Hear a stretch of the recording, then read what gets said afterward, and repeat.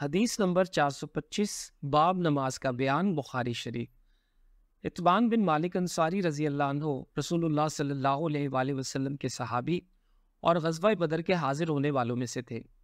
وہ نبی کریم صلی اللہ علیہ وآلہ وسلم کی خدمت میں حاضر ہوئے اور کہا، یا رسول اللہ، میری بینائی میں کچھ فرق آ گیا ہے اور میں اپنی قوم کے لوگوں کو نماز پڑھایا کرتا ہوں، لیکن جب برسات کا موسم آتا ہے تو میرے اور میری قوم کے درمیان جو وادی ہے وہ بھر جاتی ہے اور بہنے لگ جاتی ہے، اور میں انہیں نماز پڑھانے کے لیے مسجد تک نہیں جا سکتا۔ یا رسول اللہ صلی اللہ علیہ وآلہ وسلم، میری خواہش ہے کہ آپ صلی اللہ علیہ وآلہ وسلم میرے گھر تشریف لائیں اور کسی جگہ نماز پڑھ دیں تاکہ میں اسے نماز پڑھنے کی جگہ بنا لوں۔ راوی نے کہا کہ رسول اللہ صلی اللہ علیہ وآلہ وسلم نے اتبان سے فرمایا، انشاءاللہ تعالیٰ میں تمہاری اس خواہش کو پورا کروں گا۔ اتبان نے کہا کہ دوسرے دن رسول اللہ صلی اللہ علیہ وآلہ وسلم اور ابو بکر صدیق رضی اللہ عنہ جب دن چڑھا تو دونوں تشریف لے آئے اور رسول اللہ صلی اللہ علیہ وآلہ وسلم نے اندر آنے کی اجازت چاہی۔ میں نے اجازت دے دی۔ جب آپ صلی اللہ علیہ وآلہ وسلم گھر میں تشریف لائے تو بیٹھے بھی نہیں اور پوچھا کہ تم اپنے گھر کے کس حصہ میں مجھ سے نماز پڑھنے کی خواہش رکھتے ہو؟ اتبان نے کہا کہ میں نے گھر میں ایک کونے کی طرف اشارہ کیا تو رسول اللہ صلی اللہ علیہ وآلہ وسلم نے کھڑے ہو کر اور تکبیر کہی اور ہم بھی آپ صلی اللہ علیہ وآلہ وسلم کے پیچھے کھڑے ہو گئے اور سب باندھی۔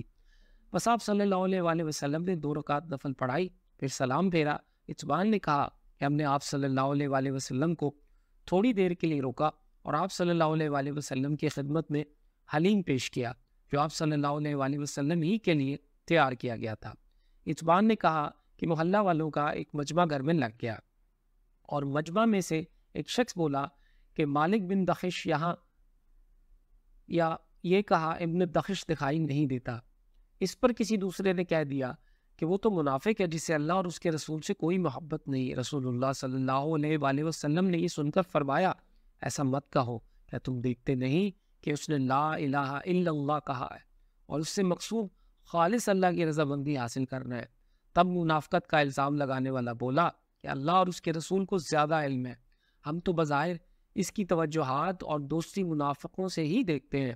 رسول اللہ صلی اللہ علیہ وآلہ وسلم نے فرمایا کہ اللہ تعالیٰ نے لا الہ الا اللہ کہنے والے پر اگر اس کا مقصد خالص اللہ کی رضا حاصل کرنا ہو تو دوزخ کی آگ حرام کر دی ہے۔